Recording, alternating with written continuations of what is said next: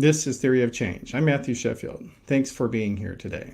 We've got a great program here, but before we get into that, I wanted to remind everybody that Theory of Change is part of the Flux Media Network, so go to flux.community for more articles and podcasts about politics, media, religion, and society. And if you like what we're doing here, you can go to theoryofchange.show where you can subscribe. We have paid and unpaid options, and if you are a paid subscriber, you get full access with video, audio, and transcript of every episode. And I do very much appreciate everybody who is a paid subscriber. You're making this show possible. Thank you very much for your support. All right, so with that little plug out of the way, the mandatory plug, which we got to do, I will get into today's program here. Ever since the 1964 presidential campaign of Barry Goldwater, the Republican Party has been in a radicalization loop in which successive generations of leaders overthrew their predecessors by claiming they were not far enough to the right. But since Donald Trump lost the 2020 presidential election, Republican radicalization has increased at a level never seen before. And there's a reason for this.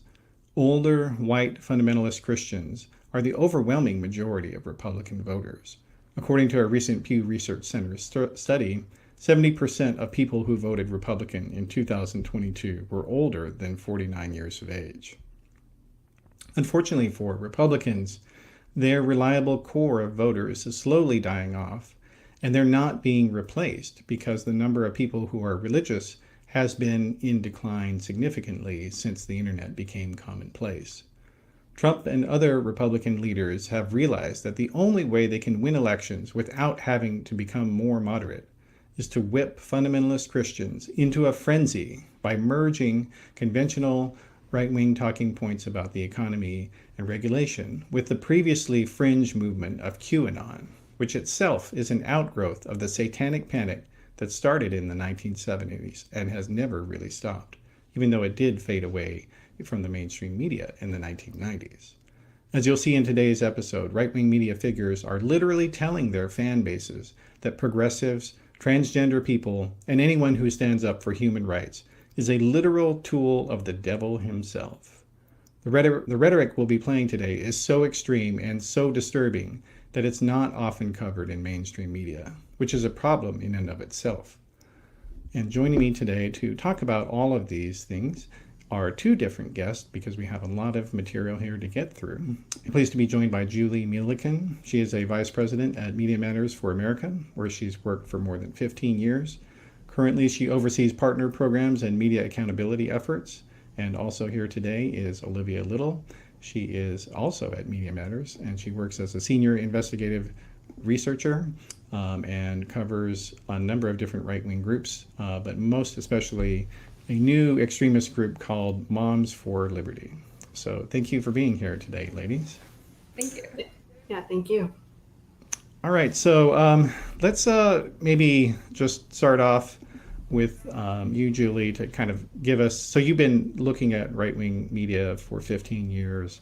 Things have gotten worse in recent years, but they have always, these fringe figures, well, formerly fringe figures, they were always there at the margins. Is that right? Yes, that's definitely right.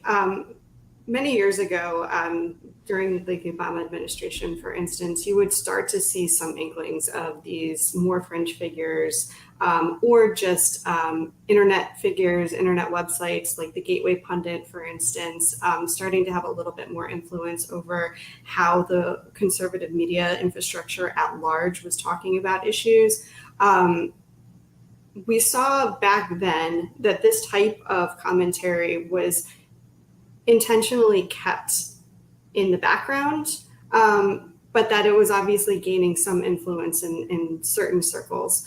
What we saw at the time was, say, some early inklings of conspiracy theories that were being floated around. Barack Obama's birth certificate, for instance, is one of the first instances that I saw some of these conversations that were happening in more fringe communities start to be a little bit more embraced by more traditional media outlets on the right, as well as the Republican infrastructure as a whole. It's where Donald Trump actually was able to gain a foothold. I think a lot of people maybe aren't aware of the fact that he used to have a weekly call-in segment on Fox and Friends, which is Fox News's morning talk show.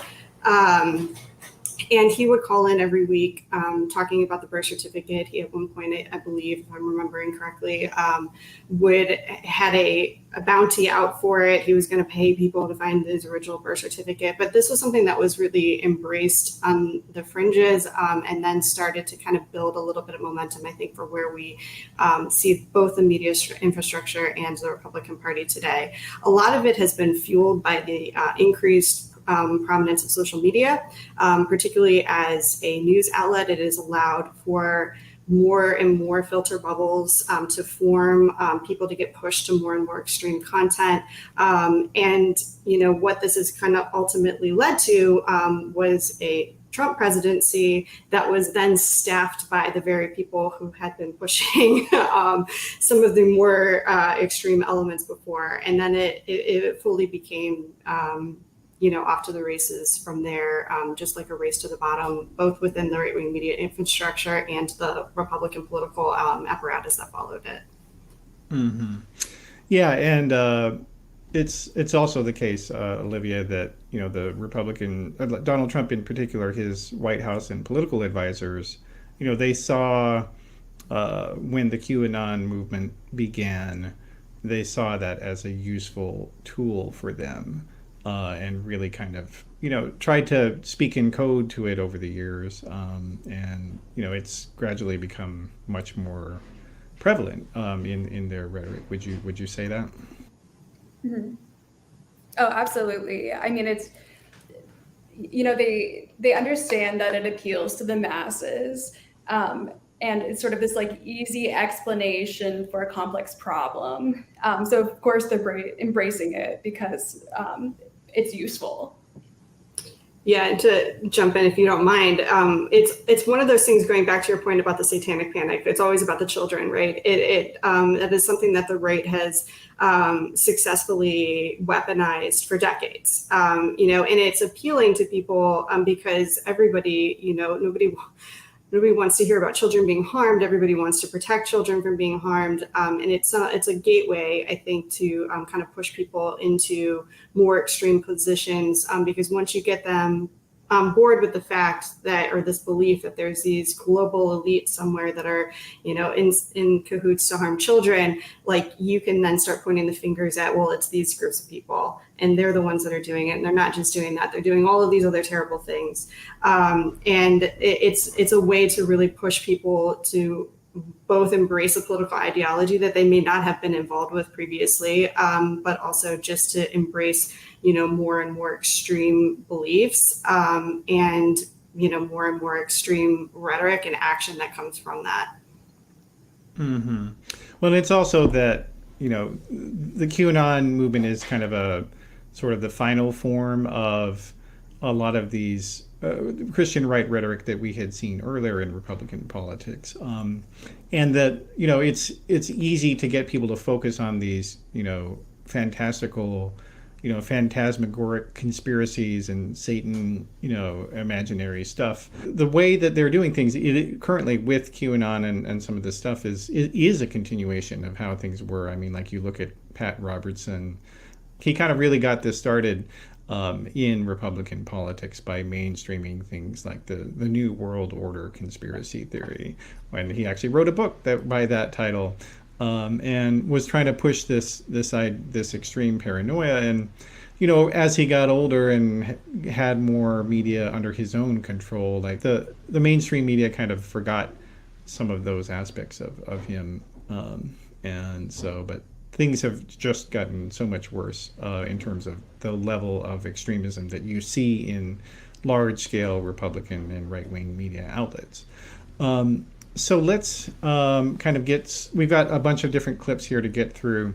I want to get started with some of those. The first one is These basically, the discussion here that we're going to organize it around these packages of clips here. And what I want the audience to see in this first package is that, Republican political elites, many of whom are not even religious themselves necessarily, more Christians for that matter, and they basically they're telling the right-wing voter base and evangelical Christians, fundamentalist Christians, that there is a war against them, and that they need to think of themselves as at war with modernity. And they actually use that verbiage, and you'll see in one of the figures here. So the first one is an opening prayer that was given at the recent Moms for Liberty convention, and I'll play that, and then Olivia, maybe you can give us some more details on Moms for Liberty and what they're up to.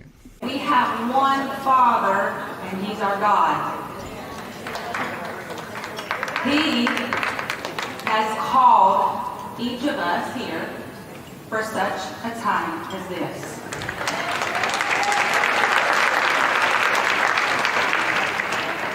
Nothing you've experienced this week has been a coincidence. I don't believe in coincidence because for months, the leadership team at Moms for Liberty met every morning at 9:15 in the morning for our daily fortification. We read scripture and we prayed. And we gave this summit to God, and we said, God, you make it yours. And so we have had a wonderful week. And no matter what our enemy tried to do to stop us, we've had a very successful summit. Lord, we celebrate every win and every success because you gave it to us. And we thank you. And so some of us are going to carry home some awards tonight. But most importantly, each and every one of us are in this because you called us and because we're being a willing vessel so that we can walk in the spiritual walk that you would have us to walk in. And so our rewards are truly laid up in heaven. And no one and nothing can take that away. Tell us about Moms for Liberty, Olivia. How did they get started? What were their initial issues, and what have they kind of gravitated toward and are known for today? Right. So Moms for Liberty began in early 2021 in Florida. And they initially went all in on like anti-COVID mitigation policies. And they did that in order to cast this sort of like wide net and recruit new followers in a way that they knew wouldn't work if they went all in on like critical race theory. Because they initially tried to, if you go back on their archives, you'll see that like they tried to fundraise based off of anti-CRT advocacy, and they tried to, they had like information pages about CRT, and but so from there, they shifted, went all in on anti-COVID mitigation policies, and once those policies, once face like masks like lifted, and once schools were reopening, they did a 180, and they went back pursuing like anti-CRT advocacy, anti-LGBT advocacy, and they made that pivot, but they were able to channel this like parental frustration about the pandemic into pushing their own political agenda that wouldn't have happened like without the pandemic. So they really took advantage of parental frustrations during COVID to push their own agenda. And so from there, they grew. They started in Florida in early 2021 and really didn't have many followers or like much of a structure. But early on, we see that they had like massive right-wing media support and massive right-wing political support as well. And they've since moved across the country with the help of these like right-wing politicians and right-wing media to they moved across the country harassing or like strategically harassing school boards and teachers throughout the country. And now, like I was just at their summit in Philadelphia, but we've seen a very consistent increase in radicalization or like open extremism from the group. That at first they tried to at least mask it, but now it's completely masked off in terms of how extreme the group has become. Yeah, well, and I think it's worth talking about. It's worth talking about some of the rhetoric that was in that prayer specifically, in the context for it. So it was at the recent conference that they had, which you attended and reported from, and that prayer was given at their award ceremony on the final night of the conference. And the name of the awards were called "For Such a Time as This," and that phrase might not mean anything to most people, but in the fundamentalist Christian circles in the United States, it actually is kind of like it is like a very important meme in right-wing Christian circles. It refers to a verse in the story of Esther in the Hebrew Bible, in which a character tells Esther, who was this Jewish woman who was captured along with many other Jews and made to become the sex slave of this foreign ruler. And her Jewish friend tells her, well, maybe God has raised you up for such a time as this. And in the right-wing evangelical culture, they've kind of made that their mantra, that they are they are God's personal servants. And you saw that also in the prayer that, her repeatedly saying God has designated us, and she used the phrase again, for such a time as this. This is some rhetoric. I think that maybe a lot of times, Julie maybe can jump in about, do you see that a lot of mainstream reporters don't seem to be aware of a lot of these sort of code words that are being used? Yeah, I would say that's right.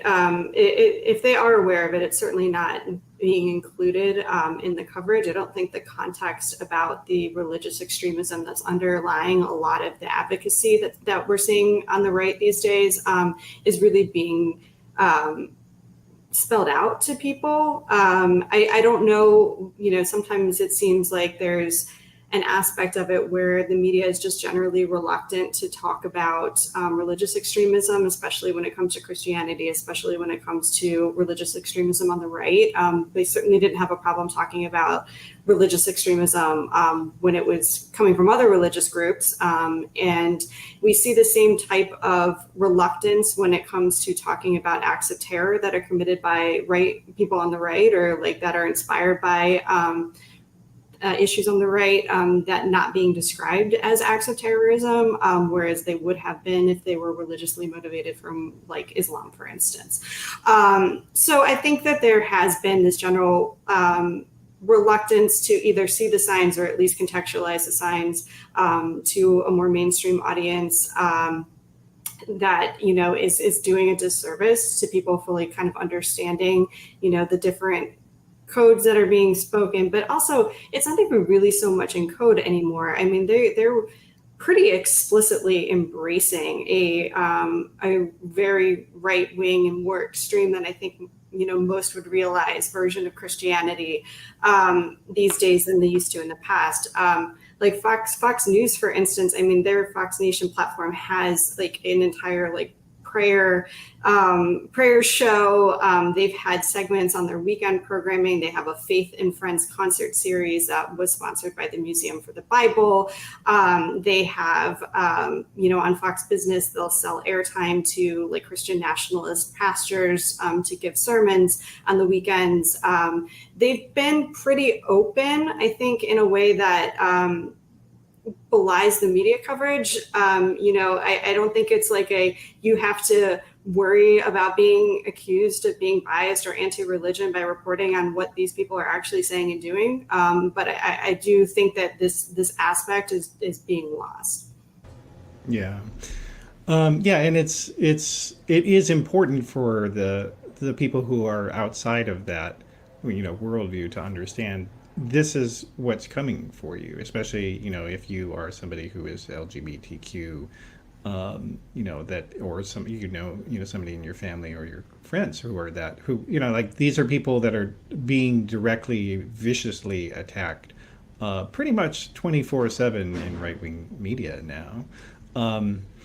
By And demonic forces, as you would say too. Like it's like they're literally being compared to demons, and yeah, it's not just fringe people who are saying this. Like we have, Donald Trump himself, like regularly appears on the Victory Channel, for instance, as do like many other mainstream Republican politicians. And this is a network that openly embraces Christian nationalism.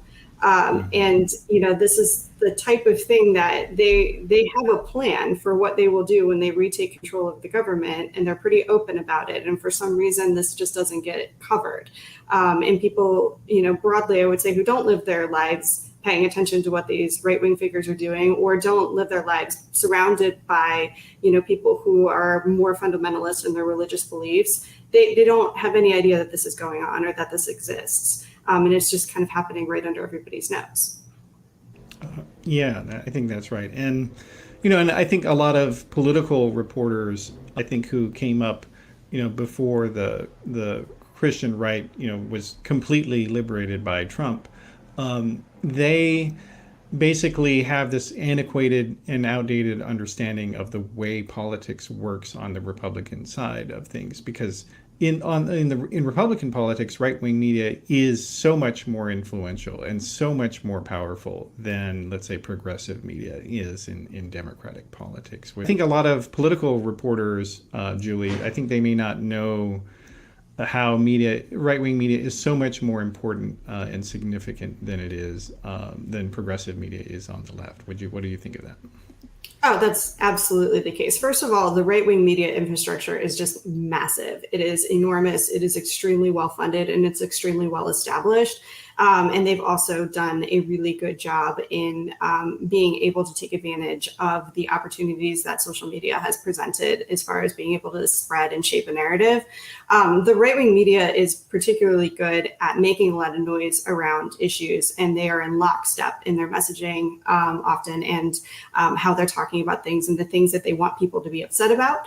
They spend a lot of time knowing, first of all, that fear and anger drives engagement. And they play on that. They keep people angry, and they keep people fired up, and that keeps people engaged, and it keeps them motivated to want to act. And so I think that the right has spent decades very successfully building up an infrastructure that could take advantage of the fact that they have a very engaged base that may be smaller, it may be a smaller group, a portion of the population, but they're extremely engaged, they're extremely active, and they're very influenced by what they hear. And they don't trust anything that's coming outside of their circles.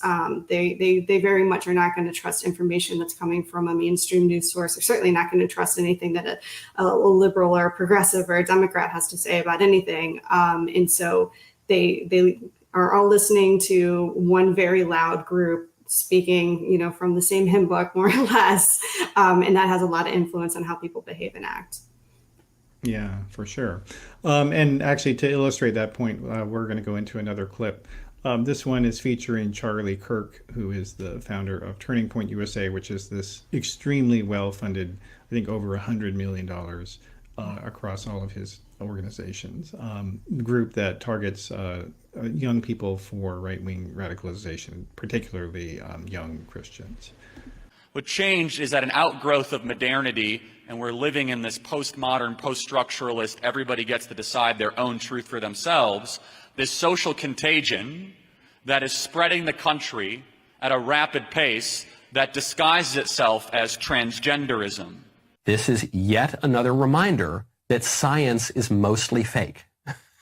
Not that scientism or the politicization of science or whatever other squishy language the more centrist kind of people want to grant, but the whole endeavor of the scientific revolution, the premise of which is that reality is fundamentally physical, that is flawed. It's not true. The modern scientific culture has given us certain nice things, but it's given us a lot of bad things as well. So Charlie Kirk, he's basically telling his audience, and we'll get into the other guy as well who was there.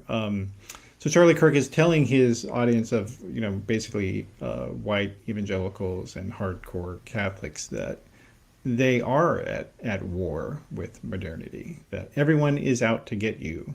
And then you saw in that second clip there, Michael Knowles, who is a podcaster with another very well-funded organization, the Daily Wire, telling his audience that science is fake.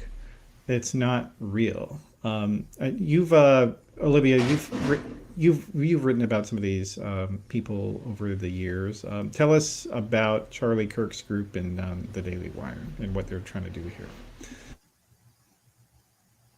Yeah, of course. So Charlie Kirk is behind Turning Point USA, which is a libertarian right-wing outlet, or not outlet, but organization that is directly recruiting and trying to sort of like radicalize young people. It targets both students in college. They now have TPUSA groups that are in high school as well. And again, it's sort of, the organization exists to create a next generation of like right-wing radicals, essentially. It's an organization that promotes like right-wing indoctrination, and again, intentionally targets young people so that they're able to spread that message through the years. And then the Daily Wire is a conservative news outlet that Media Matters monitors as well. And the Daily Wire was started by Ben Shapiro. So a right-wing media outlet that has a number of shows that preach the same sort of sentiment of, like anti-science or like culture war nonsense constantly to viewers. Yeah, and to your point, they've increasingly embraced, especially over the last couple of years, Charlie Kirk has been bolstering like his connections to faith leaders and have started to increasingly embrace a far-right Christian message. Even if you look at his presentation, frankly, like when I watch that video, I'm struck by the fact that he just looks like a televangelist. Like he is, his tone, his presentation, just all of that is like very clearly like nods to an audience that is primed to receive a message in this very specific way. And he's recognized that and has taken advantage of that, I think, to build a bigger following. Yeah.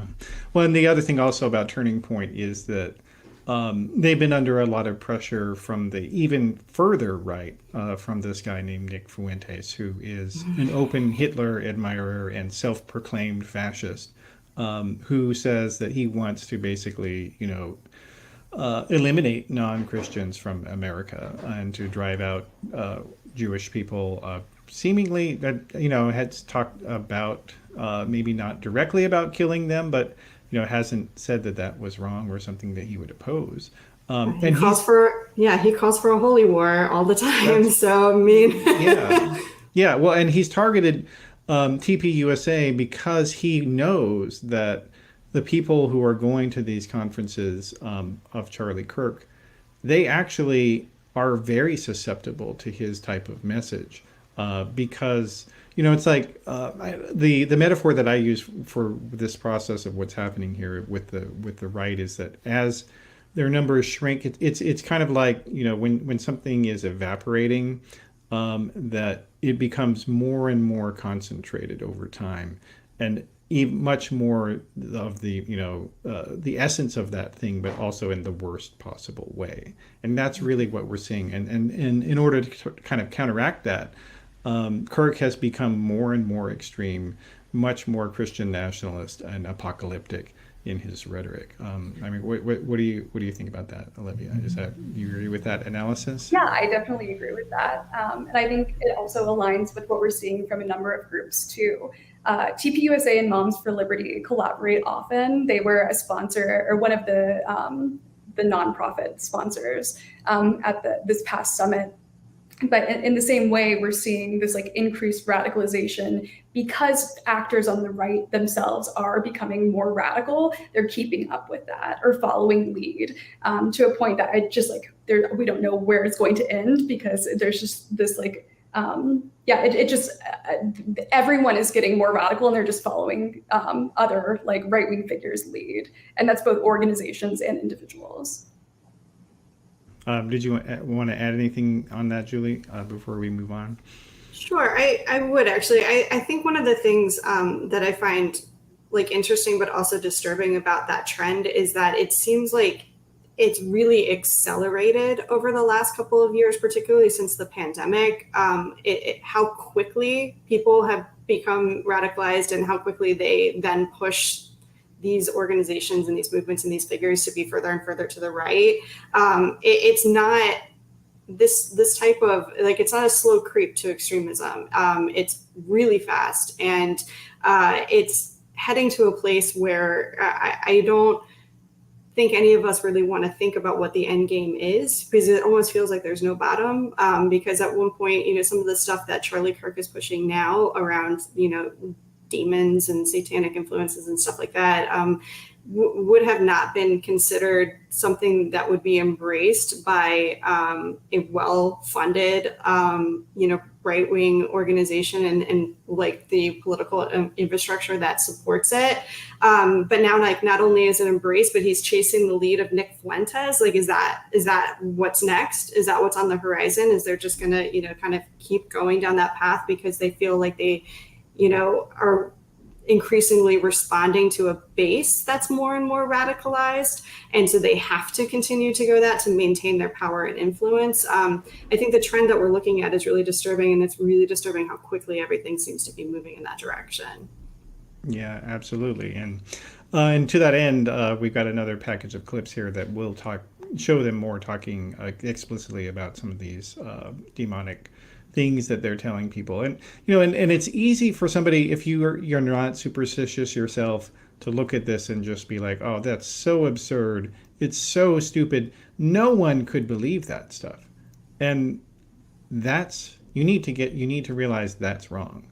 Like, a lot of people believe this stuff, and it's really concerning that is the case. But in this world, we're told men that dress like women are women, and that women should act like men, and that really masculine men that are real men are a bad commodity.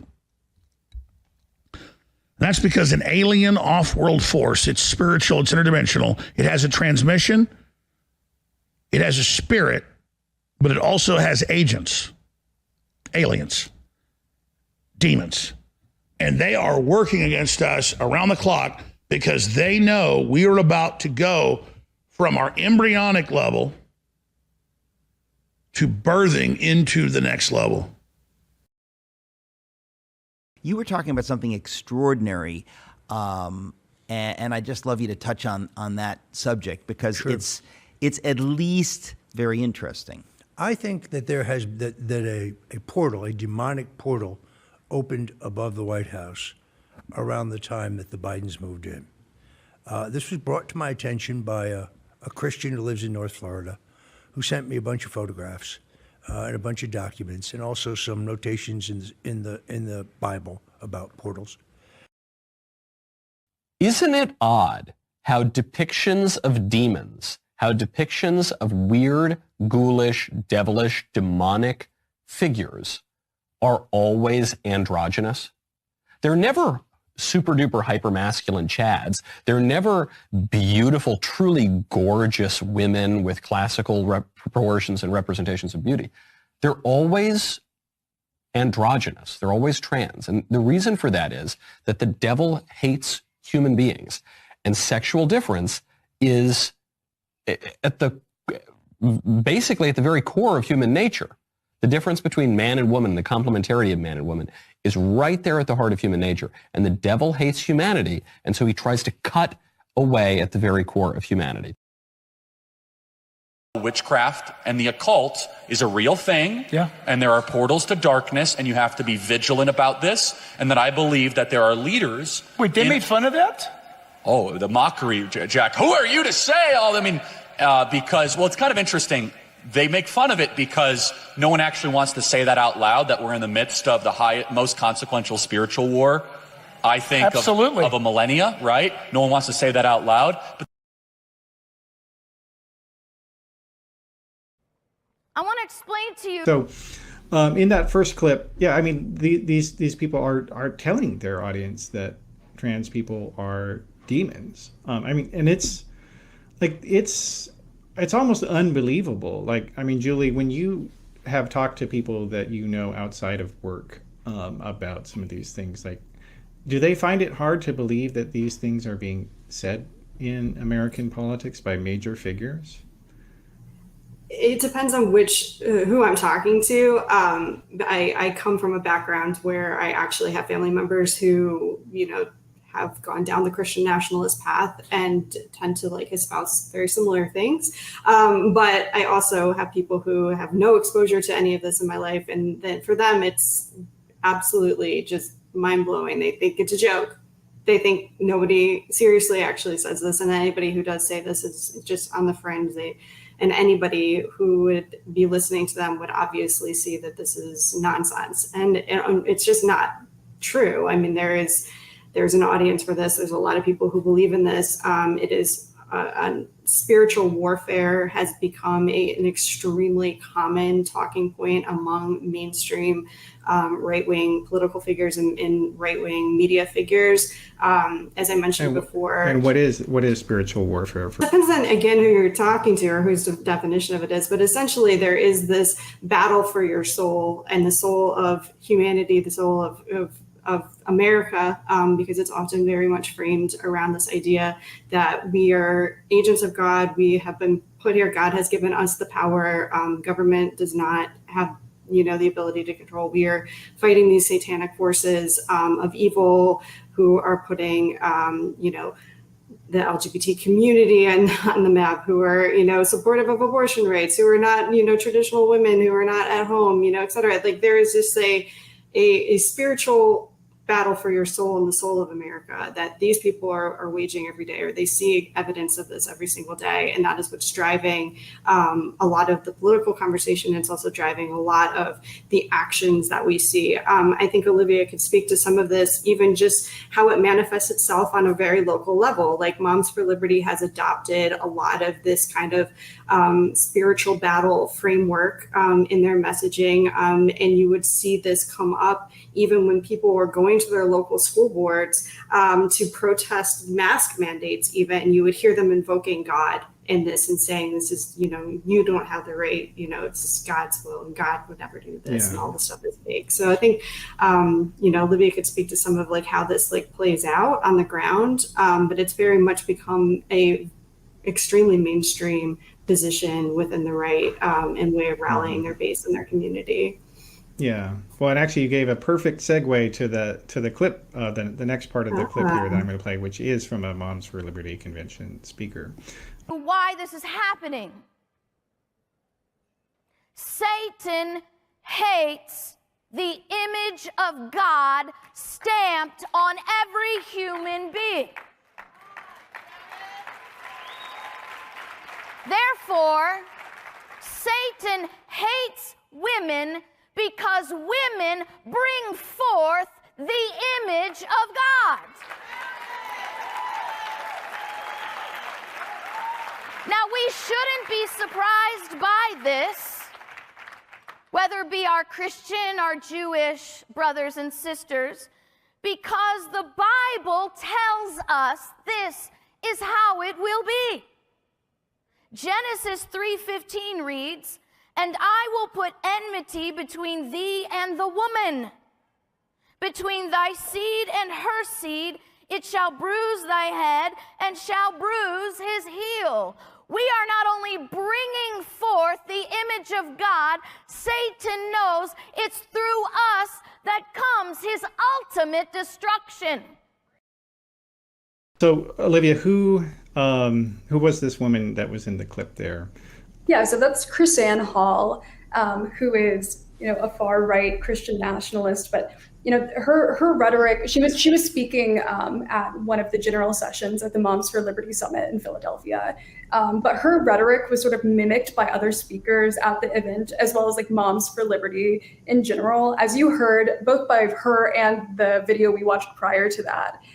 These people are positioning their opposition as satanic, right? So anyone or anything that is opposed to them or their ideology is satanic. And what they're also doing in that is positioning the members themselves as divine, right? As carrying out God's will. And creating this sort of like war of good versus evil, and trying to convince these individuals that they're on the side of God and godliness. And again, in the case of Moms for Liberty, they have framed public schools as like something evil. Like there's some evil demonic force in schools that's trying to corrupt your children. And by doing that, they're not only scaring parents, but they're mobilizing them. Yeah, and it's important also to note that Fox News also is involved with this radicalization as well. Like these are not just internet people or podcasters or whatever. These are Fox News figures, and we saw that Jesse Waters, who is now the centerpiece of the Fox primetime lineup, is pushing these demonic war, allegations and whatnot. So parents already have to deal with high crime and inflation, and now they have to worry about demonic teachers turning their classroom into a drag show. You'd think Biden, who's almost 80, would know better. But he doesn't. Maybe that's why they call him Creepy Joe. But also, you have Tucker Carlson. He was probably the biggest proponent of these satanic panic rhetoric when he was there before he was fired at Fox. The trans movement is the mirror image of Christianity and therefore its natural enemy. Trans ideology claims dominion over nature itself. We can change the identity we were born with, they will tell you with wild-eyed certainty. Christians can never agree with this statement because these are powers they believe God alone possesses. That unwillingness to agree, that failure to acknowledge a trans person's dominion over nature, incites and enrages some in the trans community. People who believe they're God can't stand to be reminded that they're not. So Christianity and transgender orthodoxy are wholly incompatible theologies. They can never be reconciled. They are on a collision course with each other. One side is likely to draw blood before the other side. Yesterday's massacre happened because of a deranged and demonic ideology that is infecting this country with the encouragement of people like Joe Biden. But, other people out there, Harris Faulkner has been, who filled the spot for him a little bit. She kind of copied a lot of his rhetoric as well. You want to talk about the role of Fox in this a little bit, Julie? Sure, I'd be happy to. So Fox has had a long-standing narrative around, they like to push this idea that their viewers are being persecuted in some way, and that these liberal forces are out to get them, et cetera. And that has really been translated into this like Christian persecution narrative. Like Christians are being discriminated against. The people, they're the ones that are losing their First Amendment rights when, other marginalized communities gain rights that they don't think they should have access to, like gay marriage, for instance, equality under the law, et cetera. Everything always goes back to like, well, my religious freedom should trump, XYZ, and that it's really Christians who are being persecuted against. So when you have that backdrop, this is not a new narrative on Fox. This is a narrative that Fox has been pushing for quite some time, but like everything else has just become more blatant and more extreme and more embracing of a far right religious ideology. You have like the Tucker Carlsons, when he was at his peak, with millions and millions of viewers every night, pushing this idea that, transgender people are the work of the devil, and that there is, liberals are demons, and like everything that has been framed, in this way that anybody, to Olivia's point earlier, who is in opposition to you is not on the side of God, and therefore you only have to answer to God. I think the kind of troubling part about this embrace as well is that there is no room for dissent in within the right around some of this rhetoric. And I think, Matthew, you could probably speak to that a little bit as well, based off of, your own background and experiences. But it feels that, if you try to challenge like the religiosity and the message that they're sending, and how extreme it has gotten, you're against God at that point, and you're part of the problem, and you've been corrupted by the devil. And like when you don't have an ability to like have open and honest, even conversations about what's happening, it drives the conversation even further to the extreme, I believe, as well. So Fox has been pretty influential in mainstreaming a lot of what we had seen that had maybe been more contained to a more Christian media audience, because let's not forget there is a massive Christian media infrastructure as well. Obviously, Pat Robertson was a vanguard of that, but it has expanded enormously. But a lot of those conversations kind of stayed there. They weren't brought to a more mainstream audience. And Fox has really served the bridge, I think, between those two worlds. And it's increasingly blurred together as just being part of the right-wing media narrative and conversation ever since. Yeah, and it's also, the Fox itself has been under pressure as well from far-right rivals like OAN and Newsmax. I guess maybe not OAN as much, but like Right Side Broadcasting Network. Like you see a lot of these new streaming, internet streaming services that, they basically all compete to be who can be the most pro-Trump, who can be the most alarmist, who can, Newsmax regularly shows, people praying these, really extreme religious, Christian prayers. And there was a woman who I saw on Right Side Broadcasting Network who was outside of Trump's, his recent indictment in Florida. And, she was talking about all the same stuff. Yes, he's our president, loves America, loves the people of America. And we have to fight. We have to help him and support him. All of this is lies from the deep of hell. These people are from hell. Okay, it's evil. Yes, it's evil. We have the devil reigning right now. I just want to cry. As you were saying earlier, Julie, that, people who are sort of in the center left need to understand this is happening, and that there is probably no limit to what the right-wing media and political elites are going to tell their followers. And it's, it's scary to contemplate that, but we need to. So I'm going to play the last clip here. This clip is featuring, it starts with some women in school board meetings, and then we'll just, basically what we'll do is I'll play the clips, and then you guys can react to whichever ones you want to react to. I'm from Overland Park, and I'm here for the children. There is zero evidence that COVID-19 exists in the world. PCR tests are recalled. This is a plandemic. Fake virus, bioweapon jab. Fake president. You will not experiment on my children. It's always been about the children. We know you're coming for the children. We will not comply. We will answer to God. People are waking up. Nothing can stop what is coming. You vote yes, you will all be tried for crimes against humanity. These are demonic entities, and we need to stick together. Remember, we have authority in Christ Jesus. These are demonic entities in all the school boards of all the United States of America, and all of us Christians will be sticking together to take them all out. All the police officers that kick us out for our First Amendment right will also be going down with them. Do you understand? I'm a nurse, infectious disease, 13 years. Masks don't work. These doctors that sit up here that were sneering at us and looking at us like we're scumbags, they need to go back to fucking medical school. Ma'am, you're out of order. Please. This is your last warning. Turn my mic on. Communications.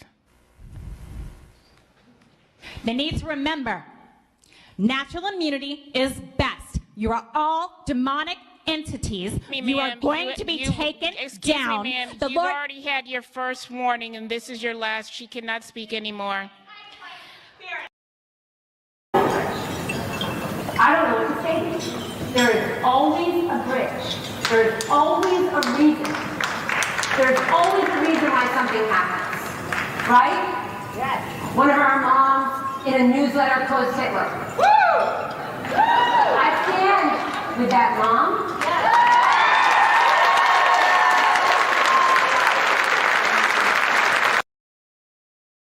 So the next time you read in somewhere or hear on one of your shows or something that the secret to everlasting youth is young blood, why don't you ask whose blood? How young? How much? Is it a baby's blood? How much of a baby's blood do you need? Whose baby? What happened to that baby? How do you get the blood? You know, it's not the hard questions. It's the simple questions, because the devil is always in the details. Always in the details. I think instead of them getting full satanic control of the planet and doing this and turning us into lab rats, I think it's just best, God, God, go ahead and vaporize it if that's the right thing to do. Seriously. In fact, I'm asking, and I'm not praying to God to vaporize the earth. I want to fix things. I want to turn it around. I'm saying, if it gets to the point where we're not going to turn it around, and God knows that, and we've chosen wrong, I ask for the children's sake that God not allow the earth to continue on to produce children for this thing to feed on. I ask God respectively to blow the planet up immediately. Seriously. I mean, I want God to blow it up now instead of doing this, okay? That's really horrible stuff. You want to give us kind of the Alex Jones overview, Julie, of what's been happening to this guy over the years? He's gotten even crazier, it seems. Yeah, Alex Jones is a really, really well-known conspiracy theorist who has managed to build a massive audience for himself and frankly made a ton of money advancing conspiracy theories and then selling products that conveniently help promote, the types of things that he's saying. So for instance, he's been a big doomsdayer about the end of the earth and makes a lot of money selling prepping, meals and things like that. He has herbal supplements that he will sell to increase your vitality and masculinity. And essentially is just preying on an audience of people who maybe don't have the best critical thinking, but don't trust mainstream news sources, have a lot of kind of tendency towards spiritual thinking in the first place. And he has built a huge name for himself. So he's probably most famous, I would think, in most circles for attacking the children who were killed in Sandy Hook as being crisis actors, the parents, that whose children were murdered, were faking it. And he got sued for that by the Sandy Hook families. It was a long, protracted legal battle, but ultimately they prevailed and were able to get, massive awards from him. But I think what people maybe don't recognize is that, as he's needed to keep his own influence and to keep his listenership engaged and to gain more influence, he's embraced more and more extreme forms of conspiracy theories, but has become a lot more religious in his rhetoric to do it.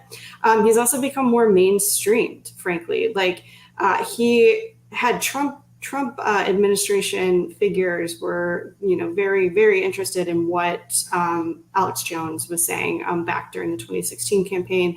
Roger Stone, who is extremely close to a very close advisor, longtime advisor for Donald Trump, he's a regular on, he's was employed by InfoWars, Alex Jones's media entity.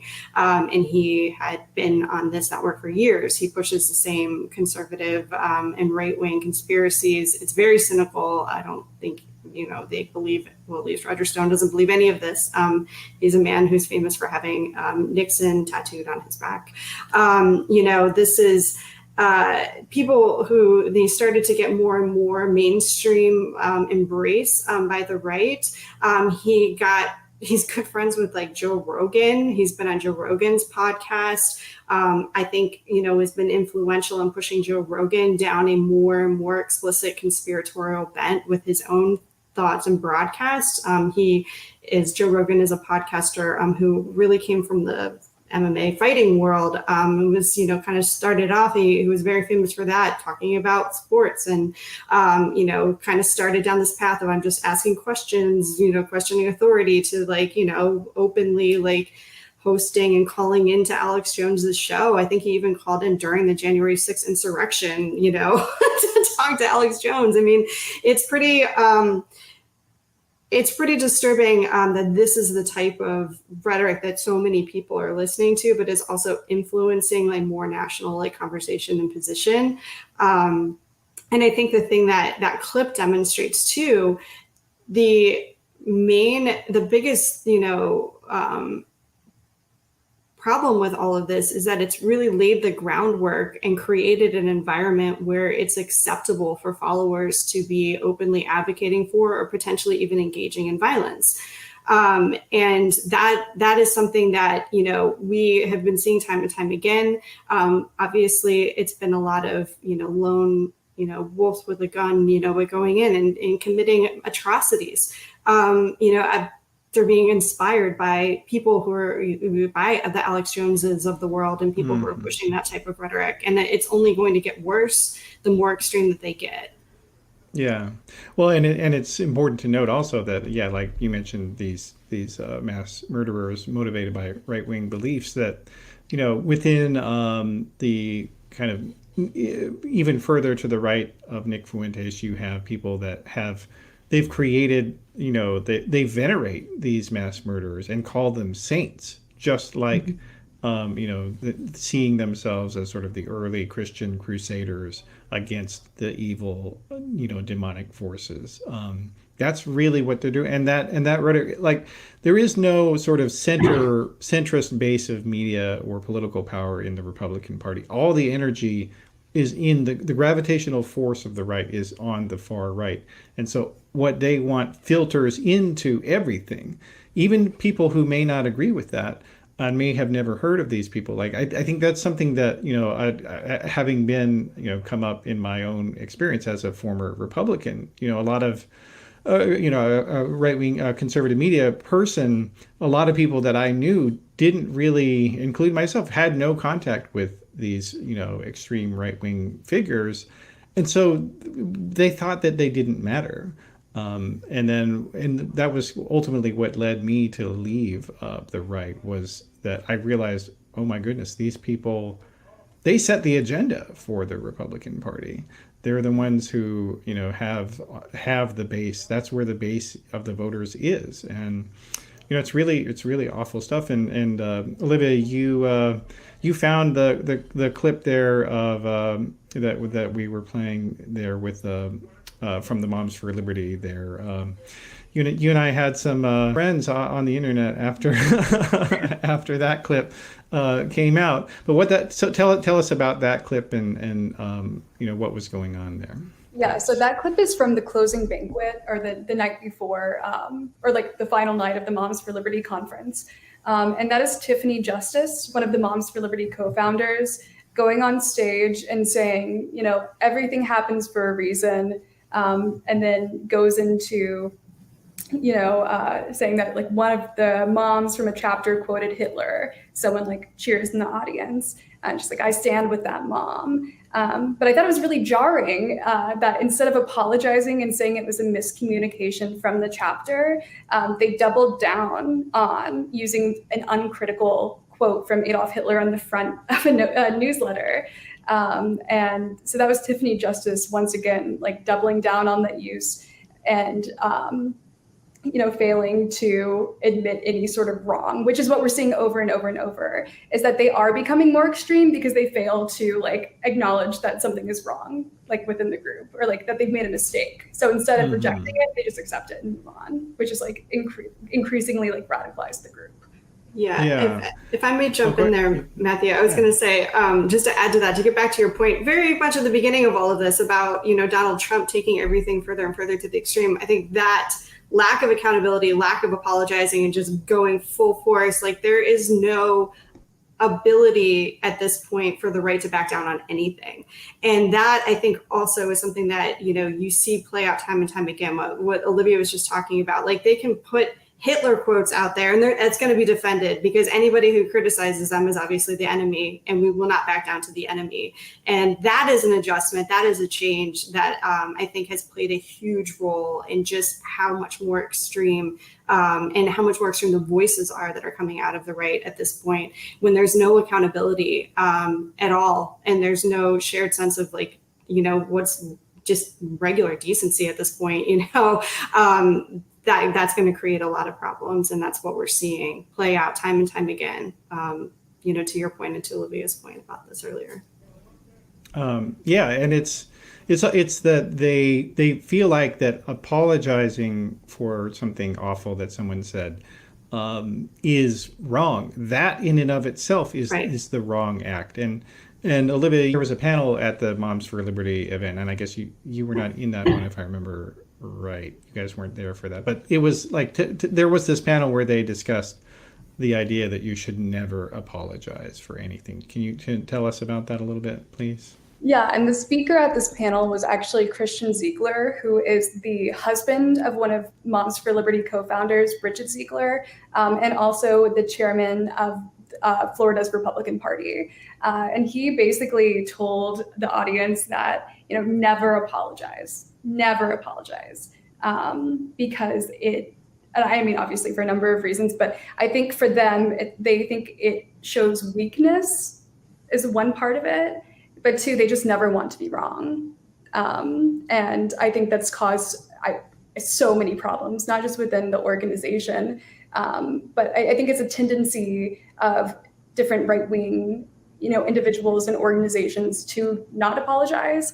And it is just sort of like spiraling out of control at this point, because again, this is like a Florida political operative. It's someone who was Trump's digital surrogate in 2016, telling people don't apologize. It's something that Trump does as well. It's just a strategy that they're using.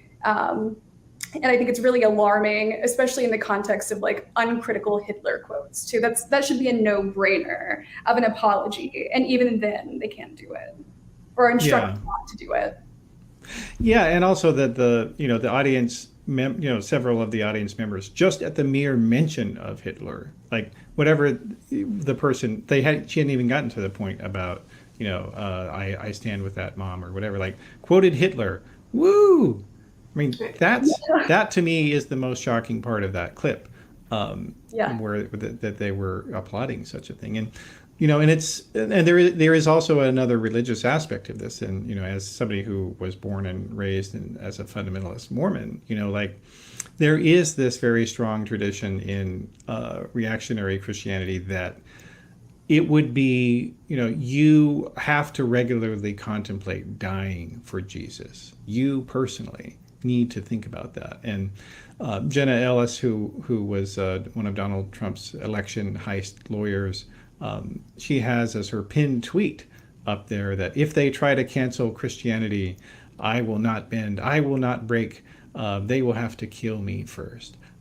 They really do see themselves as, being, they glorify at this idea of having to die for their beliefs. And it's, when you have, and we saw in the Alex Jones clip that, here we have him saying, God, please destroy humanity rather than let Democrats beat Republicans. That's basically what he's saying there. I mean, it's really horrible. And yet this rhetoric is not something that we see featured in news coverage, whether it's on TV or in print.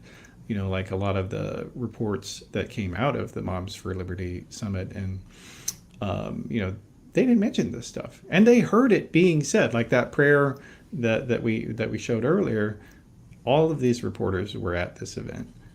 They didn't mention that she had said that. They didn't mention, there was a reporter from Mother Jones who was there, who did mention it in an article, the video that you captured, Olivia, with Tiffany Justice. But that was it. You and that Mother Jones reporter were the only people who mentioned it. And yet, they had probably at least 30 or 40 people, and you can tell me the number, Olivia, but they were there. They saw all these things happening. And it was a real failure of journalism, in my opinion. What do you think? Yeah, I absolutely agree. And it's something that we've seen from the beginning. And I think mainstream media has long platformed Moms for Liberty and inaccurately covered them by letting them get away with extremist activities or harassing school board members, giving or sending violent threats against school officials, and in framing them as just moms, which is sort of which is what we've seen mainstream media do. They've allowed them to get away with so much extreme activity while while sort of wearing this mask of respectability or this mask of just being mothers. And yeah, so this inaccurate coverage, whether it's at the beginning or at the summit, I think is dangerous for one, because it again lets them try to frame themselves as a respectable, rational group when that's not the case at all. And omitting those things allows them to maintain that false image. And so they're actually doing them a service, right? Or giving them good publicity, which is just absurd given what they're saying, what they're doing, and what they've been doing for years, frankly, at this point. As we're getting to the end here, we've gone through all the clips here. What's kind of the message that you would have, Julie, to people who are just regular viewers or listeners? What can they do about all this stuff? What would you say to them? I think one of the things that I would say to them is to pay attention to what's happening in your own community, because a lot of this organizing is happening on the ground locally. They're able to take advantage of elections that people don't tend to pay a lot of attention to. I think particularly on the left, people are very fixated on national politics and don't pay as much attention on what's going on in their schools, for instance, and they don't pay attention to school board races. They maybe don't have children, and so they don't think about it. They also are not paying attention to what's happening in their local state houses. And there's also, coupled with that, really a dearth of local media. Local media has been gutted. There's not a lot of places where people can get good information about what's happening on the ground. And I think that's how these types of movements are able to take advantage of that and gain a foothold. So the thing that I would say people should do is get involved with their own community and find out, where is this activity? Is this happening? I promise you this is real. They are a very, again, well-funded and well-organized movement, but they're not in the majority. And the ways that you need to start to counter is to get involved with what's happening locally in your own community, and start to take this on, and don't be afraid to hit it head on. So that's where I would say people should start to focus their attention and their efforts. Yeah. No, I think that's great.